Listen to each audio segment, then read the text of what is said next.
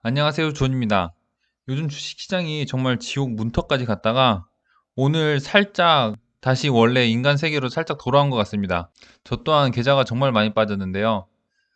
이 사람이 웃긴 게 마이너스가 될 때는 오오오 하다가 오늘 조금 오르니까 그래도 기분은 좋더라고요. 근데 앞자리 수가 엄청나게 떨어져 있으니까 뭐 좋은 건지 안 좋은 건지 모르겠지만 일단 당장에 조금이라도 오른 것 때문에 좋았습니다. 근데 그래도 저는 이런 시국에도 약간 매크로보다는 기업 쪽 공부하는 게 더 재밌어가지고 제가 투자한 기업을 하나 가지고 왔습니다. 저도 이 회사에 대해서 깊게 알지 못하기 때문에 비중은 그렇게 많이 담지 않았고요. 앞으로도 더 많은 기업을 공부하면서 또 투자도 해 나가려면은 한 종목에 몰빵하는 것보다는 좀 다양한 기업을 투자를 해보고 경험을 해보는 거에 초점을 두려고 합니다. 오늘 가지고 온 종목은 클래시스입니다. 클래시스 혹시 아시나요?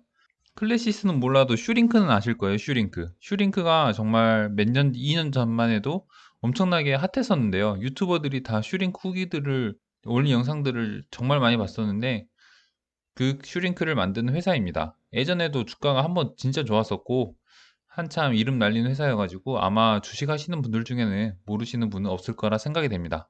이거는 이제 슈링크 유니버스라고 이 회사에서 새로운 장비를 만들었어요. 그래서 그 사진을 그냥 이런 장비를 만드는 회사구나. 그리고 여기에 카트리지가 있는데요. 이 카트리지가 소모품입니다.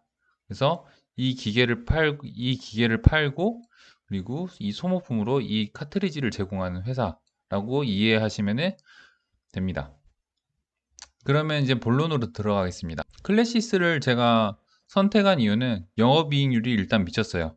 영업이익률이 50%인데 이 영업이익률이라는 것 자체가 비즈니스의 퀄리티를 나타낸다고 저는 생각을 하거든요. 그래서 이렇게 높은 이익률을 가진 회사는 그만큼 독점력이 있고 이 비즈니스의 질이 좋다라고 저는 생각을 하고 있습니다.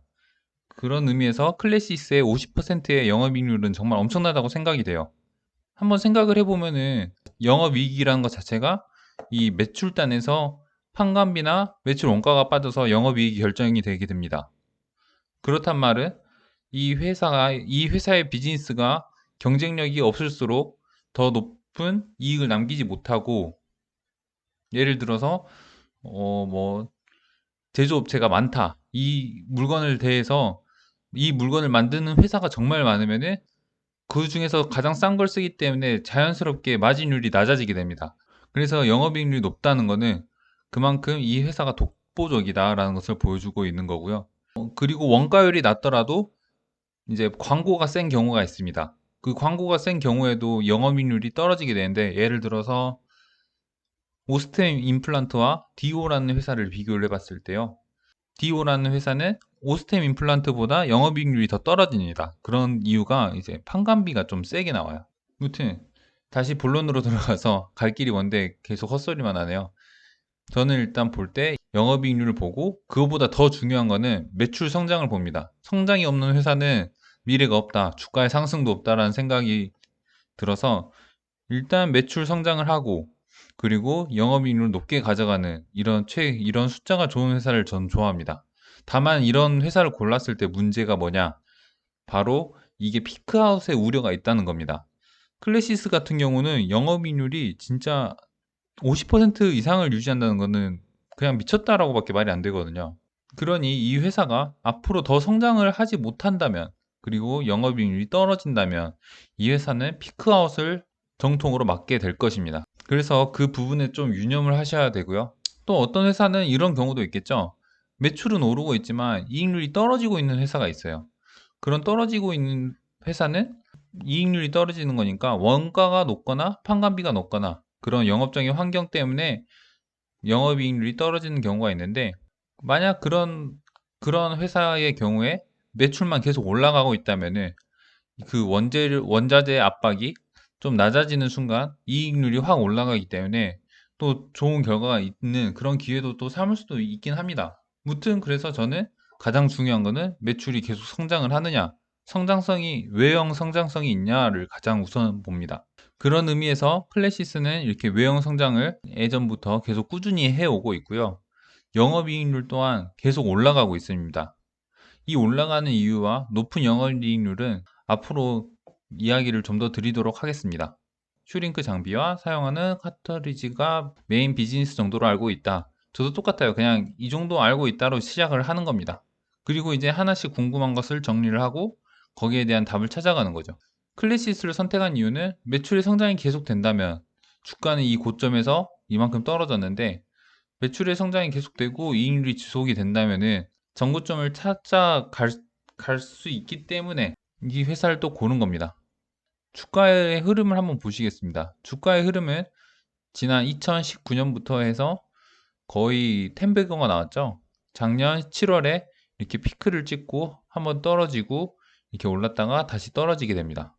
그래서 이 주가가 왜 이렇게 급작스럽게 올랐는지, 그리고 이렇게 떨어졌고 또 다시 이렇게 올랐는데 다시 떨어졌는지를 좀 이해하면 이 회사의 히스토리를 그래도 좀 이해할 수 있겠다라는 생각이 들어서 이 각 요소마다 어떤 공시가 있는지 한번 찾아보았습니다. 제가 기사를 찾아보았는데요.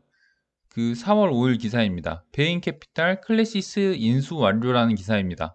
그래서 이 베인캐피탈 예전에 카버커리어와 휴재를 투자해서 그 다음으로 세 번째 헬스케어 투자를 한 베인캐피탈입니다. 그래서 카버코리아 휴재를 봤는데 이 2배 정도 올랐을 때 베인캐피탈이 엑시스를 한 것을 보았습니다.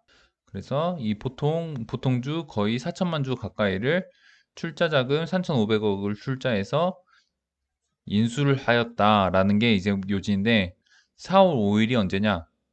4월 5일이면은 딱 이때쯤입니다. 이때쯤 공시가 났고 이때쯤 기사가 났고 이렇게 떨어졌습니다. 그래서 처음에 저는 생각하기에 이때 대주주가 바뀜으로써 그걸 안 개미들이 이제 실망을 해서 집어 던지는 거 주가가 조정이 받는 거 아니냐라고 처음엔 생각을 했었습니다. 하지만 그 생각과 다르게 이미 22년 1월에 공시가 났습니다. 이 주가 상승은 최대주주 지분 매각으로 인한 그 기대감으로 인해서 주가 상승이 나왔던 것 같고 그 이후에 실제로 양도가 됐는데 이때 그 후로 바로 이제 대주주가 주식을 파내 하면서 실망 매물이 나왔을 겁니다. 아마 사람들은 이렇게 생각보다 이런 정보에 대해서 수집을 안 하고 오르면 사고 내려가면 파는 사람들이 많이 있기 때문에 그런 거에 의해서 주가가 영향을 받지 않나 싶어요. 그러면 이제 대주주가 바뀌었으니까 새로운 대표는 어떤 방향성을 갖고 있냐 이거에 대해서 좀 생각을 해봤는데요. 그래서 새 대표가 어떤 사람인지 한번 찾아보았습니다.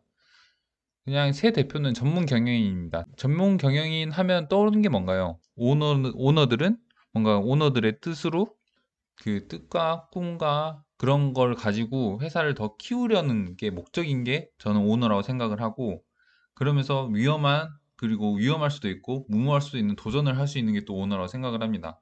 반면에 CEO는 뭔가 숫자를 마사지를 좀 잘 하면서 좀 더 외형적으로 안정적으로 회사를 굴리는 게 목표인 사람이 저는 CEO라고 생각을 하는데 아마 이 클래시스의 CEO도 비슷한 명령을 받지 않았을까라는 생각이 듭니다. 특히 베인 캐피탈 같은 경우 결국 엑시스를 하는 회사이기 때문에 그 엑시스를 하려면 주가를 띄우기 위해 노력을 할 것이고 그러기 위해서는 이 CEO를 통해서 뭔가 요구한 내용이 있을 거라고 생각을 했습니다. 그 생각이 틀릴 수도 있는데 제 마음대로 한번 생각을 해봤어요. 그러지 않을까라고요. 근데 어떤 사람들은 이제 지분 매각이 이렇게 알짜 회사를 팔 이유가 없다. 그래서 지분 매각에는 뭔가 숨겨진 게 있다라고 이제 유추를 하고 있는 사람들도 있을 것 같긴 한데, 무튼 좀 최대주주 지분 매각은 그렇게 썩 좋지 않은 소식이잖아요. 원래 가장 좋을 때 매도를 하는 경우가 많이 있어가지고, 그래서 약간 조심스럽게 접근을 할 필요가 있는 것 같습니다.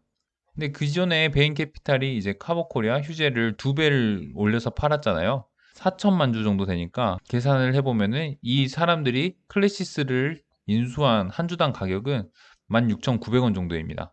그래서 지금 가격이 15,000원 정도거든요. 지금 사면은 이 회사가 경영권 프리미엄까지 쳐줘서 이 정도니까 메리트 있는 가격이다라고 저는 개인적으로 생각을 하고 있습니다. 그리고 재무 현황을 보았습니다.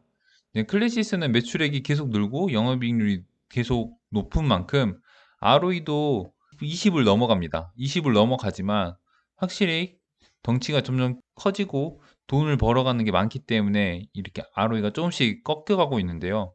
이 재무 현황에서 보시면은 이게 부채 총계가 확 늘어난 것을 볼 수가 있습니다.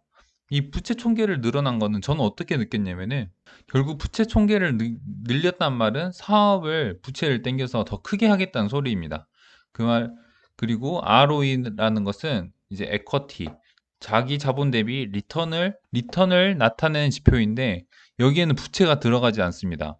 그러면은 이렇게 부채를 끌어당겨서 사업을 키우고 더 그로 인해서 이익이 늘어나면은 자기 자본 대비 수익이 늘어날 수밖에 없습니다.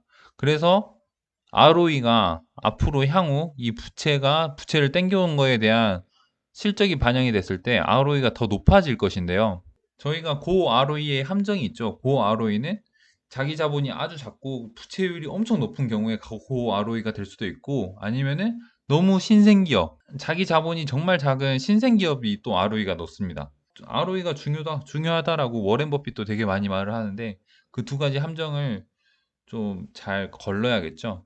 무튼 이렇게 재무에서 부채율을 올린다는 것은 이 회사에 있어서 뭔가 회사의 스탠스가 바뀌었다. 이제 경영 방향이 바뀌었다라는 것을 보여주는 지표라고 저는 생각을 해요. 그래서 정확히 베인캐피탈이 인수를 결정한 22년도 1월부터 재무 현황이 바뀌기 시작을 했고 이때부터 부채 비율을 올려서 전혀 다른 행보를 하게 됩니다. 기존 대표는 안정적인 성장을 바랬지만 베인캐피탈은 이걸 통해서 좀 주가를 띄우고 더 회사를 더 빠르게 키워서 엑싯을 하는 게 목표지 않을까라고 저는 여전히 의심을 하고 있습니다.